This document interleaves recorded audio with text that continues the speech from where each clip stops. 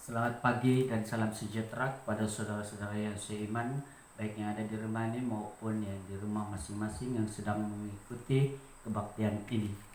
Nah, saudaraku yang kekasih, sudah kita sedia maklum bahwa keadaan di tempat kita khususnya Lahadatu, Tawau, Kunak, dan beberapa tempat lagi adalah zona merah pada hari ini. Jadi adalah sampailah waktunya bahwa semua orang Kristen harus bertindak dengan iman. Inilah waktunya kita akan menyelidiki apakah kita selama ini bertindak dengan iman. Lupakah Anda bahwa pada waktu Yesus bersama-sama dengan murid-muridnya di dalam perahu di Tasik Galilea, ketika mereka dipukul dengan ombak, murid-muridnya begitu sibuk dan mereka dalam ketakutan karena hampir perahu mereka dipenuhi dengan air. Tetapi setelah Yesus bangun dan dia menghardik dan angin itu turut akan apa yang Yesus katakan dan berhenti reda sepenuhnya, lalu Yesus berpaling melihat kepada mereka dan dia berkata, "Di manakah imanmu?" Pagi ini firman Tuhan berkata kepada kita, bertindak dengan iman. Sebab itu saya membawa Anda untuk membaca di dalam firman Tuhan yang terdapat dalam Lukas pasal yang ke-7. Siapa yang ada Alkitab atau handphonenya di-share dengan Alkitab, sila buka dalam Lukas pasal yang ke-7 ayat 1 sampai 10. Pasal 7 Lukas ayat 1 sampai yang ke-10. Kalau sudah ketemu, saya akan membaca ayat 1 sampai ke-10 dan Anda boleh ikuti saya. Lukas 7 ayat 1 sampai 10 begini bunyinya. Setelah Yesus selesai berbicara di depan orang banyak, masuklah ia ke Kapernaum. Di situ ada seorang perwira yang mempunyai seorang hamba yang sangat dihargainya. Hamba itu sedang sakit keras dan hampir mati. Ketika perwira itu mendengar tentang Yesus, ia menyuruh beberapa orang tua-tua Yahudi kepadanya untuk meminta supaya Yesus datang dan menyembuhkan hamba perwira itu. Mereka datang kepada Yesus dengan sangat mereka meminta pertolongan Yesus. Kata mereka, ia layak, yaitu perwira itu layak ditolong. Ayat yang kelima, sebab ia mengasihi bangsa kita dan dialah, yaitu perwira itu, yang menanggung pembangunan rumah ibadat kami. Maksudnya di Kapernaum. Lalu ayat yang keenam, lalu Yesus pergi bersama-sama dengan mereka. Ketika ia tidak jauh lagi dari rumah perwira itu menyuruh sahabat-sahabatnya untuk mengatakan kepada Yesus, "Tuan, janganlah bersusah-susah, sebab aku tidak layak menerima Tuhan di rumahku. Sebab itu aku juga menganggap diriku tidak layak untuk datang kepadamu. Tetapi katakan saja sepatah kata, maka hambaku itu akan sembuh." Ayat 8, sebab aku sendiri seorang bawahan dan di bawahku ada pula prajurit. Jika aku berkata kepada salah seorang prajurit itu pergi, maka ia pergi, dan kepada seorang lagi datang, maka ia datang. Ataupun kepada hambaku, kerjakanlah ini, maka ia mengerjakannya. Setelah Yesus mendengar perkataan itu, ia heran akan dia, dan sambil berpaling kepada orang banyak yang mengikuti dia, ia berkata, "Aku berkata kepadamu, iman sebesar ini tidak pernah aku jumpai sekalipun di antara orang Israel." Dan setelah orang-orang yang disuruh itu kembali ke rumah perwira itu, didapatinya lah hamba itu telah sihat kembali. Hamba itu hampir mati, tetapi sihat kembali. Perhatikan ayat yang ke-9, Yesus berkata, "Aku berkata kepadamu, iman sebesar ini," yaitu iman perwira itu, "tidak pernah aku jumpai sekalipun di antara orang Israel." Yang disebut umat Allah orang Israel. Yang disebut umat Allah yang telah diasingkan dari segala bangsa umat Israel. Tetapi iman yang sebesar ini, kata Yesus, tidak pernah dia jumpai dari siapapun. Meskipun di antara orang yang disebut umat Allah, yaitu orang Israel. Berarti perwira ini diakui oleh Yesus sebagai orang yang beriman. Saudaraku yang kekasih dalam nama Tuhan, oleh iman perwira ini hambanya sembuh, disembuhkan oleh Yesus. Saudaraku yang kekasih, Yesus berkuasa menyembuhkan, tetapi Yesus tidak membiarkan begitu saja. Dia mau supaya orang akan percaya, orang akan beriman. Sebab itu saudaraku, beberapa hal kita diajar oleh firman Tuhan, bertindak dengan iman. Mari kita berdoa dulu. Tuhan Yesus, saat ini kami mau belajar bagaimana kami bertindak dengan iman. Mungkin selama ini tindakan-tindakan kami adalah tidak berdasarkan iman. Sebab itu kami mohon kiranya Tuhan mengajar kami melalui firman-Mu pada pagi hari ini. Belajar dengan firman Tuhan berarti menguatkan kami lagi untuk beriman kepada Yesus. Tuhan Yesus, ini kami siap mendengar firman. Berbicaralah, kami sedia mendengar. Dalam nama Yesus kami sudah berdoa. Amin. Bertindak dengan iman, semua orang percaya, tidak dinafikan bahwa semua orang percaya ada imannya, saudara. Semua orang percaya ada imannya, saudara. Tetapi iman yang bertindak, bukan semua orang Kristen memilikinya. Iman yang bertindak, iman yang bergerak, iman yang diguna pakai, tidak semua orang Kristen ada, memilikinya. Kenapa saudaraku yang kekasih?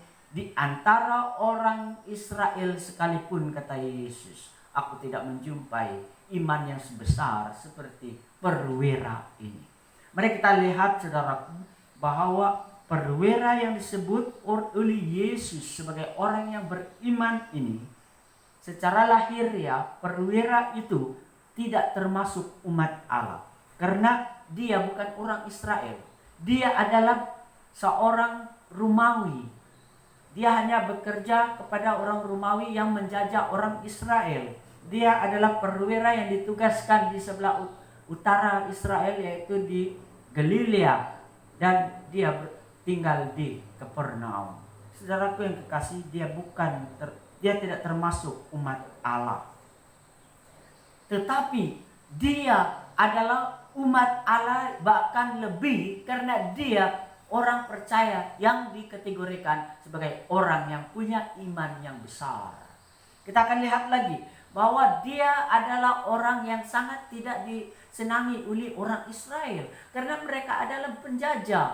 Ada apatah lagi dia seorang perwira penjajah. Tetapi lain pula dalam cerita pembacaan kita ini, orang-orang Kapernaum, orang-orang Israel Kapernaum, orang-orang yang adalah umat Allah di Kapernaum, mereka sangat senang dengan orang perwira ini, meskipun dia orang asing, Romawi, yang dahulu tidak kenal Tuhan. Mereka sangat senang dengan dia. Saudaraku yang kekasih dalam nama Tuhan Yesus, kenapa orang Kapernaum, umat Allah di Kapernaum senang kepada perwira ini? Kenapa juga Yesus mengakui dia orang yang beriman? Mari kita lihat ciri-cirinya. Meskipun dia bukan orang Israel, dahulunya tidak disebut umat Allah, tidak dikenali imannya sebab dia belum percaya. Dia adalah sangat dibenci sepatutnya karena dia adalah perwira penjajah. Tetapi sekarang dia disenangi oleh tempat, yaitu yang dijajah. Bahkan mereka berkata dia ini adalah orang yang percaya, yang patut ditolong. Ada ciri-cirinya, dia orang beriman. Perwira ini memiliki ciri-ciri sebagai orang yang beriman. Mari kita lihat. Yang pertama dikatakan di dalam ayat yang ketiga, waktu dia mendengar Yesus, dia percaya bahwa Yesus dapat menyembuhkan hambanya. Dia suruh orang untuk menjemput Yesus pada mulanya ke rumahnya. Dia mendengar saja tentang Yesus. Terus dia percaya bahwa Yesus akan dapat menyembuhkan hambanya. Ciri-ciri bahwa orang ini beriman. Lalu yang kedua kita akan lihat. Diakui oleh umat Allah yang ada di Kapernaum bahwa perwira ini sangat mengasihi umat Allah yang ada di Kapernaum. Sangat mengasihi umat Allah yang ada di Kapernaum. Nah, bukan itu saja, tetapi juga diakui oleh para orang yang umat Allah yang ada di Kapernaum bahwa perwira ini menanggung kos pembangunan rumah Allah yang ada di Kapernaum. Luar biasa, saudaraku yang kekasih. Dia orang Romawi, tidak kenal Tuhan, penjajah, tetapi menanggung kos pembangunan rumah Allah. Ciri-cirinya mengasihi dan dia siap mengabdikan harta benda untuk pembangunan rumah Tuhan. Ciri-ciri orang yang beriman, saudara. Lalu kita akan lihat lagi, yaitu bukan saja dia mengasihi dan menanggung, bukan saja percaya, mengasihi dan menanggung pembangunan rumah Allah, tapi juga perwira ini rendah hati. Di dalam ayat 7, ayat 6, ayat 7, ayat 8 memberitahu pada kita bahwa dia rendah hati. Ketika Yesus bersama utusan itu mendekati rumahnya, dia mengirim lagi utusan sahabat-sahabatnya memberitahu pada Yesus bahwa dia tidak layak dikunjungi oleh Tuhan. Dia sangat rendah hati. Dia kata dia tidak layak. Dan dia menemui Tuhan pun dia berkata, saya tidak layak menemui Engkau, Tuhan. Dia berkata bahwa dia adalah seorang perwira. Di bawah kuasanya ada prajurit. Dan apabila dia berkata pergi, pergi. Apabila dia kata datang, datang. Dia berarti perwira yang punya wibawa dan berkuasa. Tetapi meskipun dia punya kuasa yang luar biasa, disegani, ditakuti, dan dikagumkan, tetapi dia masih berkata, saya tidak layak dikunjungi Tuhanku Yesus. Saya juga tidak layak untuk maju dan menyambut Tuhan, yaitu Yesus. Saudaraku yang kekasih, ciri-ciri orang yang beriman, dia mengakui kepribadiannya di hadapan Tuhan, bahwa dia sama sekali tidak ada artinya di hadapan Tuhan. Yang sangat berarti dan berharga, yang adalah sangat dikagumi, adalah Yesus. Luar biasa. Saudaraku yang kekasih, rendah hati, ciri-ciri orang percaya dan beriman. Lalu kita akan lihat lagi yang terakhir di sini, kita lihat bahwa ciri-ciri bahwa perwira ini beriman, dia yakin, dia berkata dalam keyakinannya, tetapi biar Tuhan katakan sepatah kata saja untuk hambaku ini.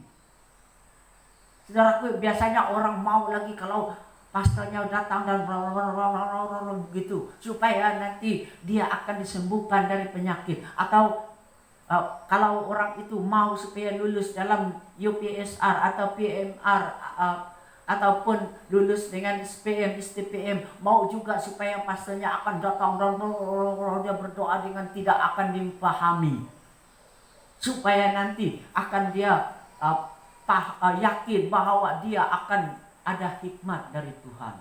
Sebenarnya tidak, saudaraku.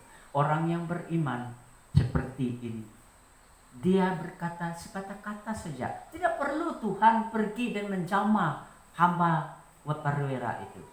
Perwira itu berkata, hanya engkau berkata sepatah kata, saya yakin bahwa hambaku sembuh. Luar biasa, saudaraku. Tidak perlu dia, Yesus akan susah-susah lagi datang memberi tumpang tangan lalu disembuhkan. Tidak. Perwira ini yakin. Orang yang yakin didoakan, berarti dia ada ciri-ciri iman, saudaraku yang dikasih. Sama seperti perwira ini. Hasilnya, iman perwira ini mendengar, mengasihi, dan dia siap mengabdikan hartanya untuk Tuhan. Dia rendah hati, dia penuh dengan keyakinan. Apabila dia berkata, memohon pada Yesus supaya hambanya disembuhkan, hasilnya hamba perwira itu disembuhkan. Dia disembuhkan tanpa meletakkan tangan, dia disembuhkan. Saudaraku yang kekasih, luar biasa. Yesus sendiri mengakui dan membuat pernyataan bahwa iman perwira ini sangat besar. Tidak pernah dia jumpai dari seseorang pun, dan meskipun dari antara orang Israel. Saudaraku yang kekasih, apakah ciri-ciri iman yang ada pada kita? Lihat pada kawanmu dan dirimu sendiri. Katakan kepada Tuhan, saya tidak menemui ciri-ciri dalam diri saya. Ini pengakuan kita, saudara. Ini namanya rendah hati. Akui. Tetapi kalau ada ciri-ciri ini pada Anda, katakan pada Tuhan, terima kasih Tuhan, karena ada ciri-ciri ini terdapat pada saya. Tetapi saya mau mendahului Anda bahwa seringkali saya menyelidiki dan saya malu dengan perwira ini, saudara. Bahwa ciri-ciri ini seringkali tidak ada yang lengkap dalam diri kita.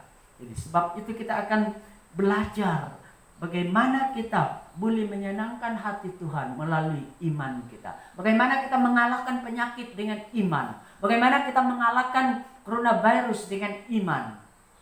Yesus berkata, bukan dari kesukuannya, bukan dari karena dia keturunan umat Allah, bukan. Tapi dia berkata, tidak pernah saya jumpa dengan orang yang beriman seperti perwira ini, meskipun di antara umat Allah, yaitu umat Israel. Orang Kristen harus memiliki iman yang bertindak, saudara. Iman bukan disimpan sebagai satu tembaga atau harta dalam diri kita. Iman harus bertindak. Perwira ini, saya percaya, dia percaya melalui orang-orang yang percaya, orang-orang yang mengajar dia dari umat Allah di utara Israel, yaitu di Kapernaum. Dari situ dia mulai mengenal Tuhan dan dia percaya. Mendengar, percaya, mengasihi, itu tindakan iman. Lalu bukan saja mengasihi, tapi dia siap mengabdikan hartanya untuk Tuhan. Dan bukan itu saja, tapi dia penuh dengan keyakinan. Saudara, orang Kristen harus mendengar dan percaya. Orang Kristen harus mengasihi dan membantu pelayanan rumah Allah. Orang Kristen harus memiliki kerendahan hati di hadapan Allah. Orang Kristen perlu percaya dan dengan penuh keyakinan. Percaya dan keyakinan itu adalah berbeda, saudara. Kalau percaya saja dengan tanpa keyakinan, itu bukan namanya iman. Tetapi orang yang percaya itu berarti dia percaya dan mempercayai. Dalam bahasa asli, percaya ialah pistio, yang berarti mempercayai, meyakini, dan percaya.